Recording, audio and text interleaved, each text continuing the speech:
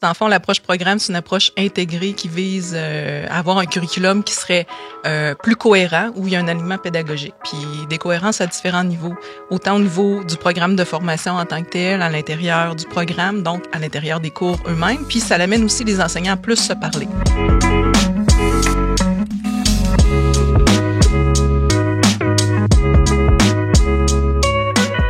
Dans cet épisode de Convergence, ensemble vers l'approche programme, je discute avec Marie-Ève Brassard, Geneviève Charland et Lynn Letourneau de la démarche d'approche programme au sein de la Faculté des sciences de l'agriculture et de l'alimentation. Elles me présentent les étapes clés déployées de leur côté, les rôles et responsabilités des personnes activement impliquées, les travaux menés en communauté, bref, toutes les conditions de succès pour une transformation pédagogique réussie. Peu importe où vous en êtes dans votre démarche, je suis sûre que vous allez vous sentir interpellé. Nous avons 3 participantes exceptionnelles aujourd'hui pour discuter de leur implication dans la démarche. Madame Lynn Letourneau est vice-doyenne aux études de la faculté. À ce titre, elle aide le doyen à assurer la qualité de la formation et de l'enseignement, notamment en encadrant les étudiantes et les étudiants et en soutenant les directions de programme. Ce rôle exige des compétences en leadership, en discernement, en écoute, analyse, sens politique et bienveillance. Elle contribue à développer au quotidien toutes ces belles habiletés. Bonjour Lynn, je vous remercie d'être parmi nous. Bonjour Natacha, ça me fait vraiment plaisir d'être avec vous aujourd'hui. Merci beaucoup. Madame Marie-Ève Brassard, agronome de formation et chargée d'enseignement au département des sciences animales depuis 10 ans, est responsable des cours de pratique professionnelle pour futurs agronomes. Elle collabore avec plusieurs professeurs pour les cours et laboratoires, ce qui lui permet de suivre l'évolution des étudiantes et des étudiants tout au long de leur formation et de profiter de ce milieu qui lui permet d'apprendre chaque jour. Bonjour Marie-Ève, ce sera vraiment un plaisir d'échanger avec vous. Bonjour Natacha, ça me fait plaisir d'être avec vous aujourd'hui. Merci beaucoup. Madame Geneviève Charland, passionnée de pédagogie. Elle consacre sa carrière en enseignement et à la formation depuis près de 20 ans. Son rôle de conseillère en pédagogie universitaire consiste principalement à accompagner les membres du corps professoral et du personnel enseignant, ainsi que les programmes d'études de la faculté, dans tous les aspects de leur développement pédagogique, notamment dans les processus d'actualisation et d'intégration de l'approche programme. Bonjour Geneviève, je suis très reconnaissante de vous savoir parmi nous également. Bonjour Natacha, tout le plaisir est pour moi. Merci. Est-ce qu'on se permet de se tutoyer? Parce que je crois qu'on se connaît quand même un peu dans le quotidien, ça va être plus facile pour poursuivre les échanges. On est d'accord. Excellent. On est là pour parler, en fait, de votre démarche, de votre vision, de l'approche programme. Est-ce que vous pouvez nous en dire un petit peu plus sur votre conception de l'approche programme, de la vision que vous avez dans vos programmes et surtout, pourquoi c'est important pour vous de vous concentrer sur l'approche programme? Veux-tu commencer, Geneviève? Je peux briser la glace avec plaisir.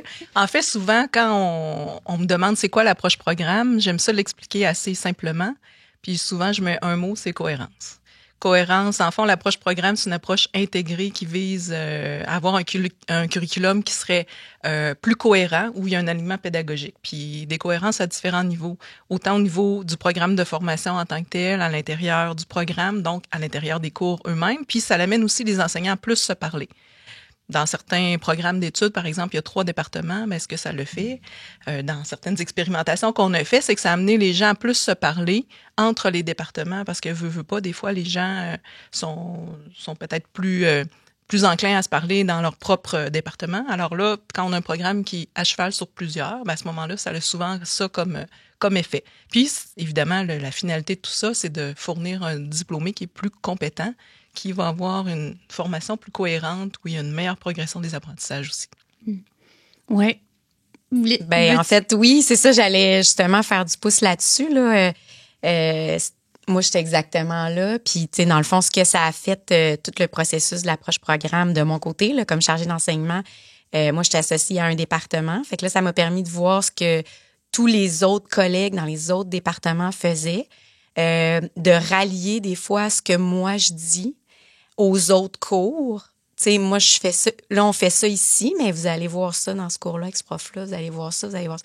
Fait que c'est de créer aussi pour les étudiants ces liens-là pour justement amplifier le fait de cohérence Puis en agronomie, en fait, il y a des liens là, entre les 3 départements, entre les sols, entre les plantes, entre les animaux. Fait que c'est de justement amplifier ces liens-là aussi, parce que quand tu es sur le marché du travail, même si tu as choisi une thématique ou une concentration, tu vas être appelé à quand même parler dans les 3. Là. Fait qu'il faut que tu sois capable de faire des liens dans ta tête de ces 3 sphères-là. Fait que ça, je pense que ça va vraiment être un plus pour notre programme, là. Les étudiants vont être beaucoup mieux préparés pour le marché du travail ensuite. Puis c'est ça, ça va être plus cohérent aussi. Puis ils vont être, je penserais, plus compétents aussi. Ah, j'en doute pas. Le fameux fil conducteur, de le comprendre. Ouais, c'est vraiment ça, moi, qui m'attire beaucoup là, dans l'approche programme. C'est le fait que on est centré sur ce dont l'étudiant a besoin pour être un professionnel compétent.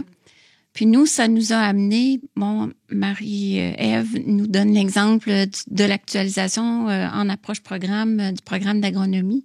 Mais ça a été vraiment un moment pour nous, l'équipe des professeurs, de se tourner vers l'avenir, puis de se dire, dans 10 ans, dans 15 ans, dans 20 ans, quelles sont les compétences, quelles sont, ce qui inclut aussi les connaissances, les savoir-faire, les savoir-être, les savoirs dont les étudiants vont avoir besoin pour répondre aux exigences de la production animale, végétale, sol, etc., du futur. Donc, un moment charnière où on n'est plus ancré dans des façons de faire du passé, mais là où on est obligé de se projeter dans l'avenir avec cette belle cohérence-là. Moi, c'est sûr, la cohérence, là, ça m'interpelle personnellement, là, la structure, les cohérences, le fil d'Ariane, le fil de soie. Moi, j'appelle ça le fil de soie avec S-O-I, pas S-O-I-E, mais le fil de soie. Je trouve que c'est vraiment intéressant pour les étudiants, puis ce côté-là, tourner vers l'avenir, là. Puis parce que ça a été fait avec succès, dans un programme où justement, il y avait des défis. Le défi que le programme est réparti aux relèves de 3 départements. Là, maintenant, ça donne vraiment, ça crée un enthousiasme auprès de nos autres programmes, puis ça vient, je dirais, ancrer un modèle pour les autres, puis montrer que c'est possible. C'est possible de se réunir ensemble, de réfléchir ensemble, de faire nos compromis ensemble, puis de pas avoir peur, parce que ça vient changer des contenus, ça vient changer des façons de faire, on accentue des composantes. Puis, c'est ça.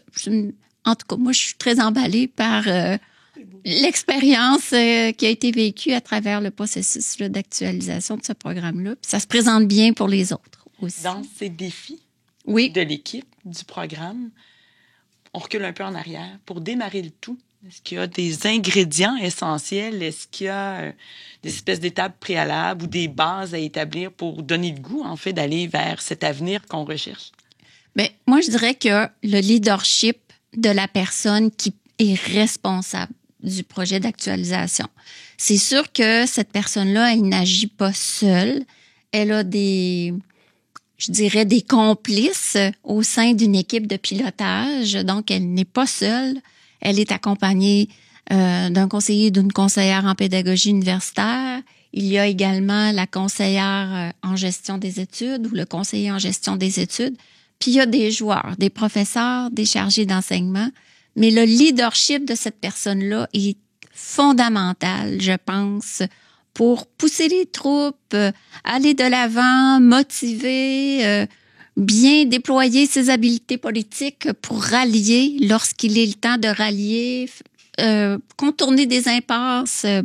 Puis il y a aussi, c'est pas parce qu'elle est là aujourd'hui, mais il y a aussi une chargée d'enseignement étoile. Ça nous prend une personne clé qui connaît le programme, qui accepte de se dédier entièrement à penser comment on va aller plus loin pour intégrer dans une série d'activités la capacité pour nos étudiants de mieux comprendre ce qui s'en vient pour eux, mieux orienter leurs choix futurs, se préparer aux actes complexes qu'ils vont avoir à poser.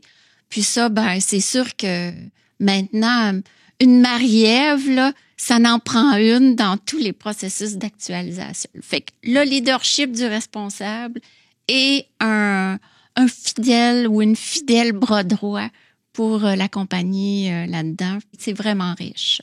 Ben, c'est une belle source de valorisation aussi. Puis, tu sais, je veux dire, c'est un cadeau aussi, là. Moi, c'était super, là. Comme tu disais tantôt, Natacha, ça fait déjà 10 ans que je suis chargée d'enseignement. Fait que là, à un moment donné, j'étais un petit peu dans mes pantoufles. Fait que ça, c'était un cadeau, là. C'est, pardon, tu sais, c'est la créativité. C'est, OK, tout est possible, en fait, parce qu'on repart au début. Puis, comme tu disais, on réfléchit aussi pour le futur, tu sais, dans le fond, quand les étudiants sortent, ben nous, on espère que ça va bien aller. Puis moi, je l'ai faite, là, je suis sortie, je suis allée sur le marché du travail, fait que je les connais un peu, les écueils, puis ils font tout face à ces écueils-là. Fait que le but, c'est de mieux les préparer, tu sais, en fait, là-dedans. Fait que pour moi, ouais, c'est ça, c'est vraiment un cadeau. Puis ce que j'adore aussi, puis je le disais un petit peu tantôt, c'est que j'ai vu les pratiques de tous les autres collègues. Puis ça, c'est vraiment un cadeau aussi, tu sais, de mieux les connaître, de créer des liens. Tu sais, il y a des profs ou même d'autres chargés d'enseignement dans d'autres départements que je connaissais moins. Puis là, ben c'est de miser là-dessus. Après, c'est de se dire, on pourrait faire ça avec cette personne-là dans ce cours-là. Ça, on pourrait le tirer plus haut. On pourrait, tu sais, fait que là, c'est de voir aussi le potentiel, tu sais, quand on les connaît pas, puis qu'on les voit pas tant ou on a chacun toutes nos vies puis nos trucs à faire au travail. Fait que c'est ça. Fait que c'est un grand bonheur, là, vraiment, à tous les jours de travailler pour le programme puis ben c'est ça. Moi, mon image, c'est ça, là, c'est de tirer vers le haut, en fait. C'est que tout le monde, on s'élève pour que nos étudiants, tu sais, ils sortent puis qu'ils soient des pros, là. Mais, j'ajoute un mais, ça serait pas possible s'il y avait pas au départ une équipe de conseillers en pédagogie universitaire compétente. Oui, tellement. Pour accompagner, là, bien identifier, structurer les étapes, quels sont les objectifs à chacune des étapes, comment on va s'y rendre. Puis ça outille le responsable de l'actualisation, puis son complice privilégié, là, en la personne de Marie-Ève dans ce cas-ci, bien, ça les outille, puis ça pave la route, là. Ils ont vraiment la cartographie de ce qui s'en vient, puis ils sont bien accompagnés, bien épaulés. Puis ça, je pense que sans ça, même avec un bon leader, même avec une Marie-Ève, si t'as pas ça au départ, tu réussiras probablement pas ton processus d'actualisation parce qu'il y a trop d'enjeux, puis il faut tenir la bride trop serrée au niveau là des différentes étapes, puis des objectifs associés à chacune des étapes. Il y a beaucoup de recadrage constamment. On ramène qu'est-ce qu'on est en train de faire, aux intentions, aux objectifs, à la finalité. Qu'est-ce qu'on fait ici? Qu'est-ce qu'on est en train de faire? Puis ce discernement-là, il vient de l'œil d'expert. De l'extérieur. Oui, de Geneviève, absolument. Oui. Donc, ça nous prend les trois, là. Vraiment. Geneviève, peut-être vraiment à bien répondre aux réels besoins puis à suivre ces étapes-là pour rester dans le réalisme d'une démarche, une démarche qui se concrétise vraiment. Oui, en fait, je vais parler au nom de mon équipe district, qui est l'ensemble des conseillers pédagogiques, là. En fait, oui, notre rôle, c'est vraiment de guider, d'orienter dans la démarche, de préciser les objectifs puis de recadrer aux besoins. Mais ce que je dirais, moi, c'est qu'il n'existe pas une seule approche programme. Il n'y a pas... Mon rôle, c'est d'amener des outils, des modèles, les amener à se questionner dans la réflexion pédagogique, mais c'est pas moi qui va prendre les décisions, c'est l'ensemble de l'équipe. Puis, moi, j'ai été dans d'autres facultés aussi, puis j'ai la chance d'avoir une Marie-Ève, mettons, en agronomie, mais j'ai déjà eu un Francis dans un autre projet, donc un chargé d'enseignement aussi. Puis ça, je pense que oui, comme tu le dis, Lynn, c'est vraiment quelque chose, un ingrédient clé. Puis je dirais aussi un appui au départ, là, quand on démarre un projet. Moi, il y a une chose que je tiens mordicus, c'est vraiment d'avoir l'appui de la direction facultaire qui viennent expliquer pourquoi on le fait. Souvent, c'est à la suite d'une évaluation de programme qu'on a eue.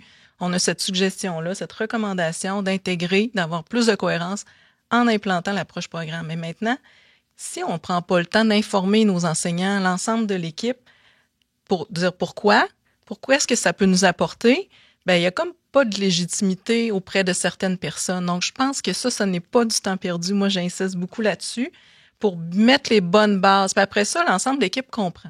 Puis après ça, là, on va se faire une structure de gouvernance avec qu'on appelle ça un comité de pilotage ou d'actualisation, des gens qui vont travailler vraiment plus au niveau de penser, d'avoir cette réflexion pédagogique-là de nous, c'est quoi qu'on veut sur notre nouveau programme, tu sais, ça va être quoi notre profil de sortie. Alors, différents outils comme ça, on va travailler plus avec eux, puis au besoin, on va former des sous-comités quand on a certaines questions qui doivent être traitées plus en profondeur, mais au départ, ça prend vraiment de bien expliquer pourquoi on le fait, puis comment ça va se faire, les échéances, puis d'avoir un appui de la direction facultaire. Moi, je pense que c'est un élément qui est important, qui peut faire une grande différence. Puis je dirais à mes collègues conseillers de ne pas hésiter à demander cet appui-là au départ. Puis je pense que ça fait baisser aussi les résistances. C'est du changement. On travaille dans la conduite de changement. C'est absolument. Ça, exactement. Puis souvent, on l'a tout vu, un peu la courbe là d'adhésion au changement. C'est normal quand on comprend pas d'être résistant puis de dire pourquoi je fais ça, pourquoi je ferais tout ce travail de révision là. Quand on prend le temps quand quelqu'un prend le temps de nous l'expliquer, à ce moment-là, on est beaucoup plus ouvert. Moi, je pense que c'est juste humain. Je pense que ça, c'est important aussi. Oui, tu as tout à fait raison. Puis ça va demander de l'investissement en temps de la part des professeurs, des chargés de cours. Ça va donc parfois un besoin de soutien pour avoir des ressources que je vais pouvoir déployer pour m'aider à opérer les changements, les modifications dans mon cours. Ajouter un nouveau cours, puis ça vient vite dans les inquiétudes, les préoccupations là, de l'équipe, des professeurs ou des enseignants. Puis il faut être là, nous autres, comme direction facultaire, pour dire on est en arrière de vous, on va être là. Voici les stratégies que l'on va vous proposer pour que vous puissiez bénéficier du soutien. Puis à ce moment-là, moi, j'ai beaucoup fait de concertation avec les directions de département pour savoir, OK, le cours, il faut modifier certains éléments. Ça, c'est un nouveau cours. Comment tu veux déployer tes ressources à toi, à l'interne? C'est où tes besoins pour ajouter un auxiliaire d'enseignement qui va faire de la recherche ou qui va aider à développer du matériel? C'est quoi les stratégies? Fait que moi, j'ai fait ça beaucoup pour dire, ça, on va le financer comme ça, ça, on va le financer comme ça, ça, on va le financer comme ça.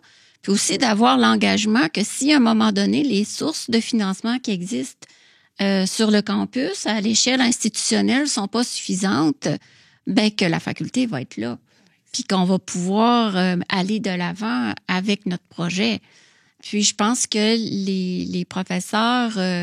souvent, même, une fois qu'ils entendent que ça va bien dans un programme qui est en actualisation, viennent tous frapper à la porte.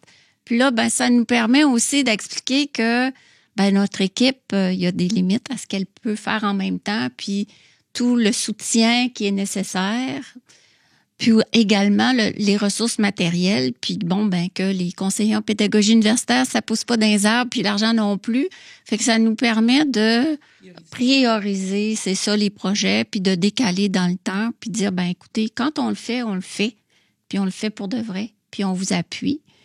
Puis quand on a terminé avec un, on va passer à l'autre, puis vous allez bénéficier du même soutien, de la même attention, même si on remue pas ciel et terre, puis on change pas tout de A à Z, puis qu'on peut aller plus loin, moins loin dans une approche d'actualisation, puis en s'en allant vers notre approche programme, ça reste qu'il y a quand même des modifications à faire.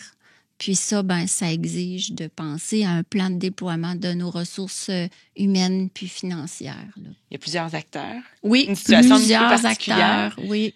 Pour que ces acteurs-là travaillent en cohésion, travaillent efficacement, est-ce que vous avez, au départ, bien identifié les rôles et les responsabilités de chacun? Est-ce que vous êtes entendus? Est-ce que vous aviez une certaine démarche établie? Je dirais que ça s'est fait au fur et à mesure. Là, peut-être que ça serait pas au goût de Geneviève qui aimerait peut-être plus avoir des définitions ou des responsabilités plus clairement établies dès le départ. Mais je me dis qu'on n'avait pas ça. On n'avait pas de rôle et responsabilité dès le départ. Mais on sait c'est quoi un directeur de programme. On sait c'est quoi une actualisation. Puis nous, quand on est allé chercher une personne supplémentaire pour être responsable de l'actualisation du programme, on a aussi bien défini c'était quoi son territoire par rapport au directeur de programme, par rapport au responsable de l'actualisation, s'assurer que c'est bien compris que c'est le responsable de l'actualisation qui a le mot final dans l'orientation, les décisions à prendre, et non pas le directeur de programme, mais que c'est une partie prenante qu'on a toujours bien inclus. Puis mon rôle, moi, comme direction facultaire, avec les conseillers en pédagogie universitaire, puis avec les conseillères à la gestion des études, ben je dirais qu'on est dans un processus à la faculté où on est en train d'établir nos frontières respectives dans un dialogue, je dirais, permanent, puis qu'il y a quelque part où on commence à être à l'aise dans nos rôles respectifs. Puis quand on n'est pas sûr, on se consulte. Excellent. On est dans la collaboration, dans la communication. Oui, exact. Rien mieux que se parler. Oui, voilà. C'est ça. C'est ça le programme, se parler. Oui, voilà. parler. Ce dont Lynn fait référence, là, moi, ça fait quand même plusieurs années que j'accompagne des programmes dans une approche programme sur le campus dans différentes facultés. Puis c'était la première fois que je voyais ça, mais pourquoi pas? C'est ça que je dirais. Pourquoi pas? Il n'y a pas de recette miracle. Dans ce cas-ci, le contexte a fait que c'était préférable de séparer direction de programme puis poursuivre directeur de l'actualisation pendant un certain temps. Mais je dirais pourquoi pas. Tu sais, d'être créatif. Tantôt, Marie-Ève parlait de créativité. C'est ça qui est intéressant aussi parce que si on s'enfarge dans trop de démarches ou dans des choses trop rigides et trop formelles, on y arrivera pas. Moi, c'est un peu ce que je trouve où les processus s'éternisent si il faut arriver à l'implantation. Il faut absolument dire, OK, à un moment donné, on prend une décision. Ça sera pas parfait, mais là, on arrive, puis c'est justement ce qui a été recommandé, d'avoir 2 têtes, si vous voulez, une direction de programme puis un directeur de l'actualisation. Mais je pense que sur le campus, c'est unique, mais pourquoi pas? Tu sais, c'est un peu ça le message de dire, quand on voit que le contexte nous commande une décision différente, pourquoi on ne l'essayerait pas, justement, si ça peut mieux fonctionner? Hein, oui, puis effectivement, ça a mieux fonctionné. Puis je dirais aussi une autre chose que j'ai remarqué dans notre comité d'actualisation, justement, entre autres en agronomie, on a des étudiants, des représentants d'étudiants. Et ça, moi, je trouve ça merveilleux parce que pour qui on fait ça? On fait ça pour les étudiants. D'être intéressé à entendre la voix des étudiants. Bon, ils peuvent pas être bons juges sur tout, on s'entend. Tout comme un enseignant peut pas être bon juge sur tout, comme un conseiller pédagogique ou une vice-doyenne sur tout, c'est normal. Mais ça nous prend le pouls et on les met partie prenante, on les embarque dans le bateau avec nous. Puis ça, je trouve qu'il faut... En tout cas, c'est un élément, moi, je trouve une force du processus d'actualisation qu'on a eu là, au bac en agronomie, d'embarquer les étudiants, les représentants étudiants, puis au besoin, eux, ils vont sonder. Tu sais, quand on a des questions, on se demande qu'est-ce qu'ils pensent, nos étudiants, de ça, comment ils ont trouvé ça. Eux, ils se chargent d'aller sonder à ce moment-là. Fait que ça, je trouve que c'est une autre force. Puis il faut y penser parce que c'est pas partout sur le campus ou dans tous les processus d'actualisation où on fait une grande place comme ça aux étudiants. C'est eux qu'on veut mettre au cœur de nos décisions. Donc, en les consultant, on assure des rétroactions qui sont constructives. Qui sont effectivement. Absolument. Oui. Tout à fait. Puis ils nous amènent l'information des fois qu'on n'a pas pensé. Tu sais, nous, on a notre vision de notre travail puis de ce qu'on veut pour eux.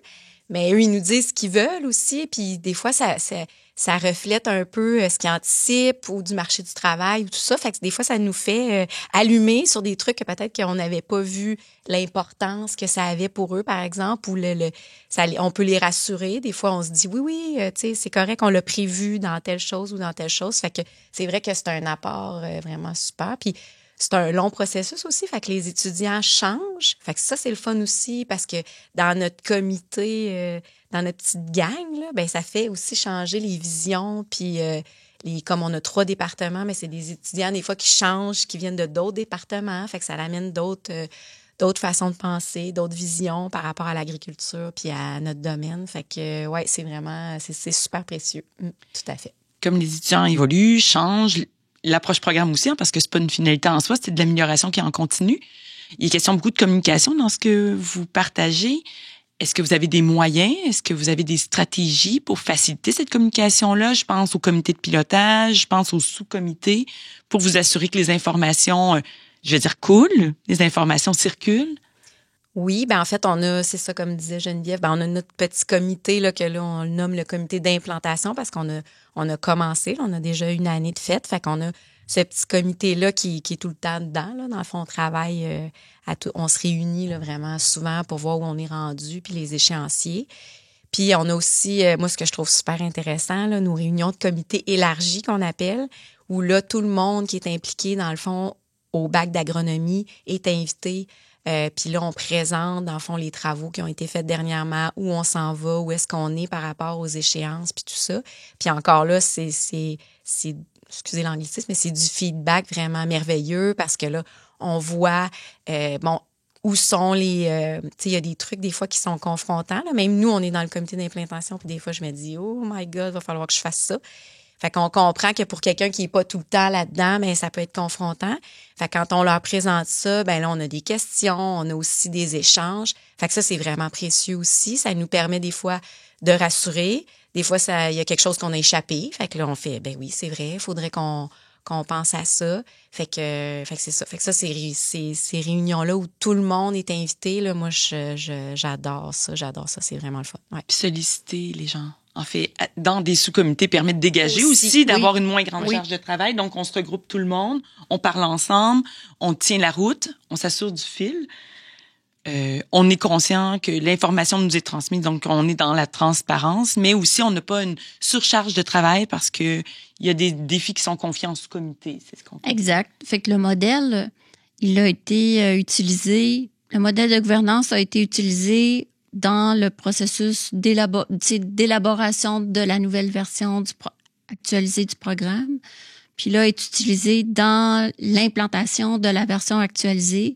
Puis c'est la même structure de gouvernance, c'est-à-dire tu as un comité de pilotage qui est un peu l'équivalent de la direction exécutive, là, donc qui a les mains dans la pâte, les mains à la pâte de manière un peu plus intense, régulière, qui élabore des propositions à soumettre à un comité élargi. Puis quand il y a des questions plus pointues qui doivent être explorées plus en profondeur, comme Geneviève l'a déjà mentionné, ben là, le comité de pilotage initie la création d'un sous-comité, cherche des membres, puis la boucle de rétroaction est toujours devant le comité élargi. Donc, l'ensemble des professeurs, il y a des sujets qui sont amenés parce que ça répond aux désirs des professeurs, comme je pense à une présentation de la bibliothèque sur le site Construire ma réussite. Bon, ça, il y avait des profs qui s'interrogeaient par rapport à ça. C'est un bel outil, Marie-Ève le mentionnait. Les gens ont fait comme, c'est quoi ça? Fait que ça a été présenté. Il y a aussi les travaux des sous-comités. Mais les sous-comités, les thématiques explorées, c'est vraiment décidé par le comité de pilotage, soit à leur propre initiative ou soit en réaction aux propos qui ont été émis par le comité élargi. Puis c'est ça, la boucle de rétroaction s'enclenche. Une stratégie vraiment gagnante pour la collaboration. Oui, là. Tout vraiment, le monde est là. Vraiment. Puis tu sais, dans ces comités-là, ben le script, là, ils sont toujours là aussi toujours pour là. nous appuyer, tu sais, parce que, ben là, ce qui me vient en exemple, moi, je suis beaucoup impliquée dans les compétences qui sont plus transversales, fait que la communication, le leadership, toutes ces choses-là. Fait que là, ben, dans ces comités-là, des fois, c'est, OK, comment on va présenter le contenu aux étudiants, mais là, on a le contenu, mais après, on a comment on le fait. Ben là, est-ce qu'on a besoin de produire un guide pour nos enseignants?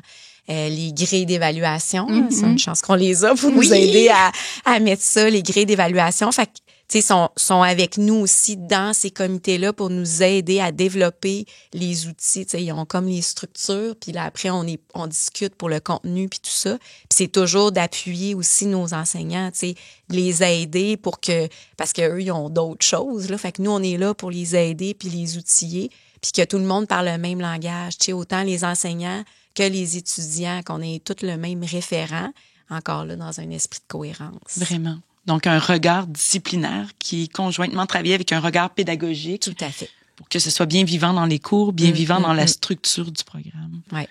Excellent. Est-ce qu'il y a des conditions que vous considérez comme des conditions de succès ou qui vous ont aidé à réussir certaines étapes stratégiques dans la démarche depuis le début? Bonne question. Ben, je dirais que ce sont nos 3 ingrédients de départ, hein?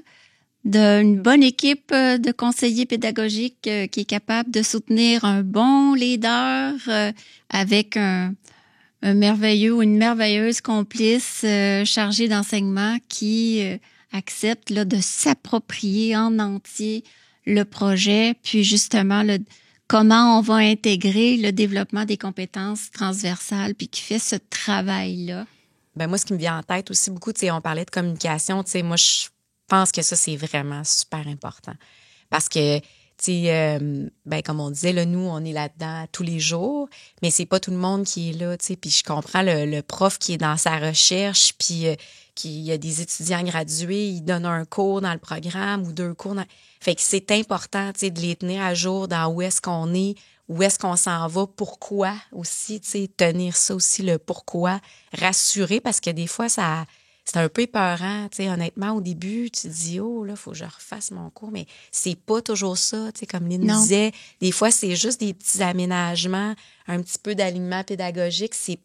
Souvent, je pense pas que c'est majeur, à part les nouveaux cours, là. Mais sinon, moi, je pense que la communication, c'est vraiment super important. Puis moi, comme je disais, c'est un cadeau parce qu'il y a des collègues avec qui je parlais pas, puis que là, c'est rendu des amis.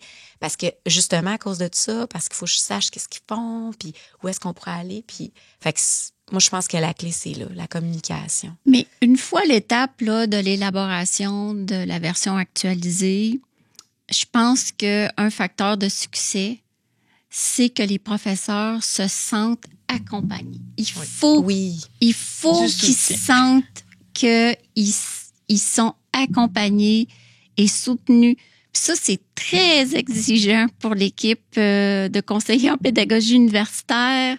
Mais Geneviève pourra nous parler de ses stratégies. Oui. Mais moi, j'appelle ça, là, c'est comme, je les sens comme dans des petites bulles où ils sont vraiment pris en charge. Puis que là, c'est vraiment quasiment ta faute là si ça marche pas ton affaire parce que tu as tellement d'opportunités d'être soutenu, accompagné que s'il y a rien qui se fait là, c'est parce que vraiment il y a une attitude qui est pas coopérante là. Mais c'est ça, cette idée-là que t'es dans un petit nichou douillet là, t'as quelqu'un qui t'accompagne puis on te laissera pas tomber, là. Tu vas pas te tomber en bas de la falaise, là. On est là. Ça, c'est super important. Oui, vraiment.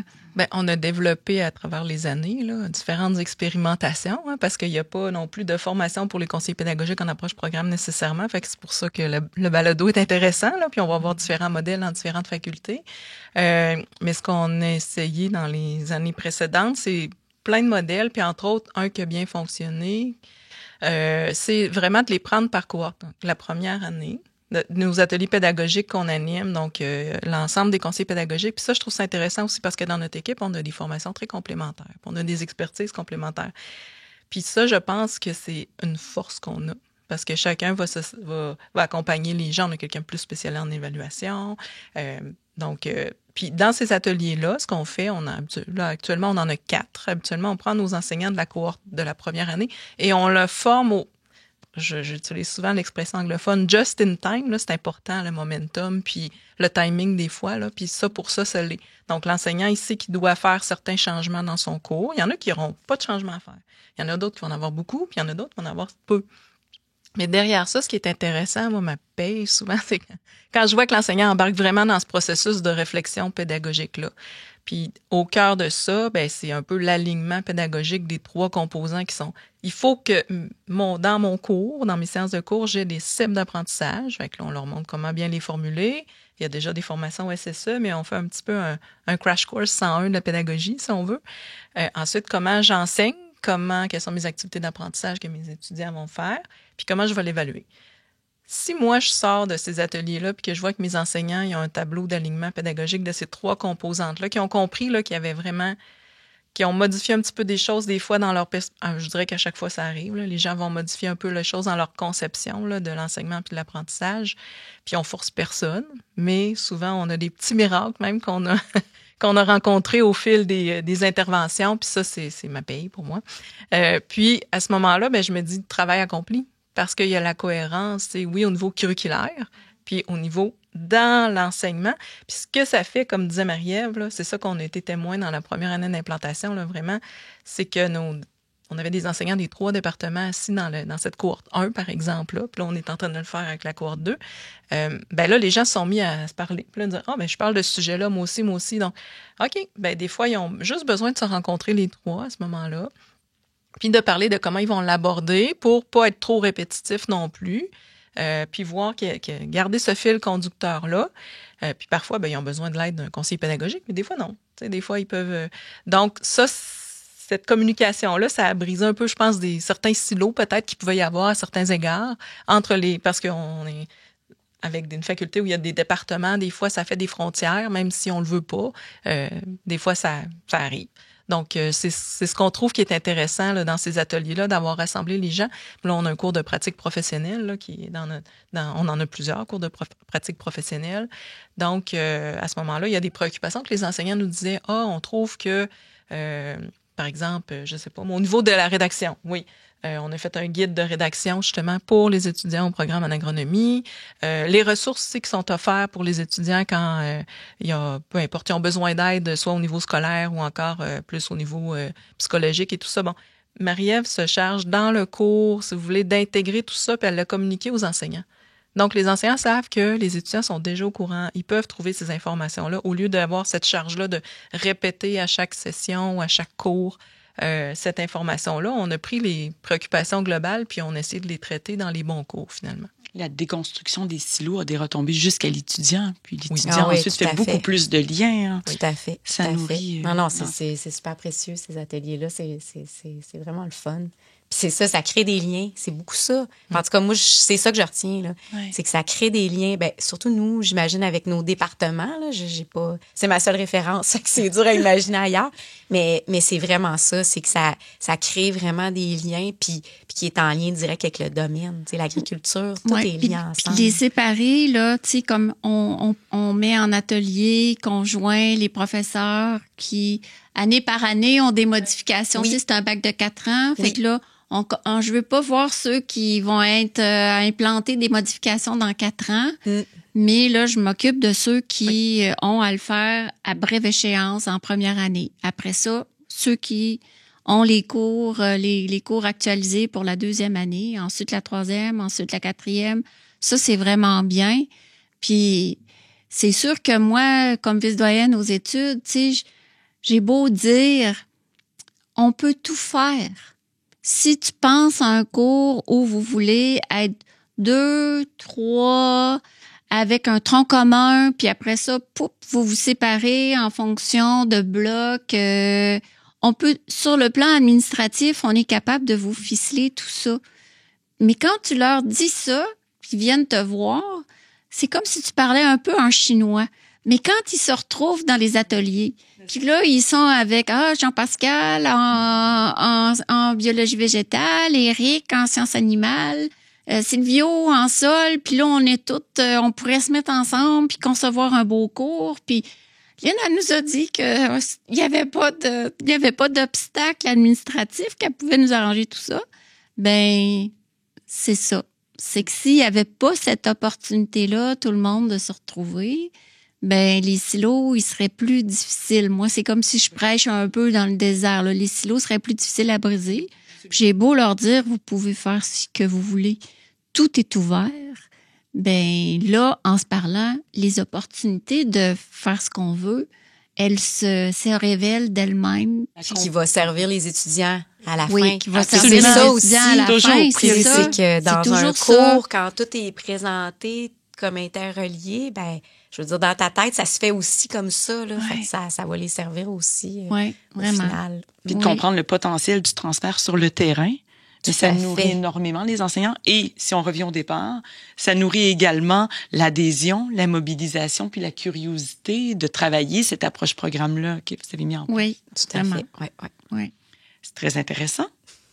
Si je vous demandais de résumer en un mot ou en une courte phrase votre démarche ou ce que vous avez réalisé dans les derniers mois, années, qu'est-ce qui vous vient en tête? Ben moi, c'est un mot que j'ai répété souvent. Je dirais leadership, Leadership, je dirais à l'échelle facultaire. Là, tu sais, ça devient comme... Il y a un leadership, bien sûr, que j'ai mentionné pour réussir, mais c'est le leadership facultaire que ça nous donne. Puis, tourner vers l'avenir. Moi, je pense que c'est ça. Pour moi, l'actualisation, c'est tourner vers l'avenir. C'est vraiment... Puis c'est comme ça qu'on exprime notre leadership comme faculté. Puis des programmes qu'on offre, c'est en étant tourné vers l'avenir. Moi, je dirais oser. Parce que de ne pas attendre le programme parfait, la démarche parfaite, les outils parfaits, ça n'existe pas. On s'inspire de ce qui est fait peut-être ailleurs, des facteurs de succès. Mais après ça, il faut oser y aller puis que ça nous ressemble aussi. Il n'y a pas un programme pareil, il y a une culture associée aussi au programme. Il faut vraiment, puis de voir aussi l'envergure. Il y a des programmes de plus grande envergure. Quand je pense à ceux qui ont des agréments, par exemple, des fois, on a même 2 agréments. Quand j'étais en santé, j'étais avec des programmes où il y avait une association canadienne de pratique et un autre professionnel québécois. Là, à ce moment-là, quand ils descendent des lignes directrices, ça fait plus de changements. Parfois, il y a des programmes, il n'y en a pas d'ordre professionnel où il n'y a pas d'agrément. On a plus une liberté, mais il y a des avantages et des inconvénients. Mais de ne pas attendre, justement, il faut comme se lancer un peu. Puis oui, parfois, ça peut être épeurant, mais c'est intéressant quand on se laisse aller dans la démarche. Puis, tu sais, des fois, il y a des contextes qui font que c'est plus difficile d'avancer très vite. À ce moment-là, respectons le rythme soit des gens en place ou du contexte. Faisons un pas. Moi, c'est juste ça que j'aurais à dire. Mais il faut se mettre un peu en action puis que ça nous ressemble. Avec du soutien, c'est aidant. Oui, ça, c'est clair. Oui. Moi, pour moi, dans mes souliers de chargée d'enseignement, c'est créativité. Tu sais, c'est d'avoir le prétexte ou l'opportunité, justement, de créer des nouveaux cours, d'aller avec des nouvelles activités d'apprentissage. C'est ça, de se mettre un peu, dans des situations, des fois, on sait pas trop comment ça va finir. C'est ça, mais tu sais, c'est ça, d'être créatif puis de faire confiance aussi. Puis, tu sais, à date, sérieux, c'est juste du bonheur, vraiment, là, vraiment, vraiment. Fait que moi, c'est vraiment créativité, c'est ça que je retiens de ce beau processus-là. Ouais. Bravo pour votre travail, bravo pour votre synergie. C'était vraiment un plaisir de partager ce moment avec vous. J'ose espérer pour vous, chers auditeurs, que vous avez appris quelque chose, vous avez découvert un peu plus de l'approche programme, que ça vous a donné le goût de vivre des belles aventures comme l'équipe d'aujourd'hui. Merci Marie-Ève, merci Geneviève et merci Lynn. Merci à toi. Merci. Au plaisir. Au plaisir.